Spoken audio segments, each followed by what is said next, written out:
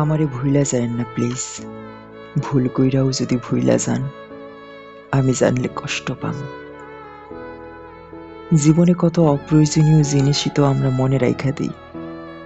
এই যেমন দূরের পথে হাঁটতে গিয়া কবে কোথায় কোন পথে হোঁচট খাইলাম। অদেখা তারকাটায় লাইগা শখের জামাটা ছিঁড়া গেল।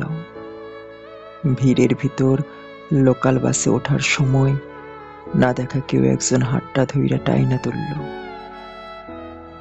এমন অপ্রয়োজনীয় অনেক কিছুই থাকে যা মনে না রাখলেও চলতো, কিন্তু আমাদের মনে থাকে।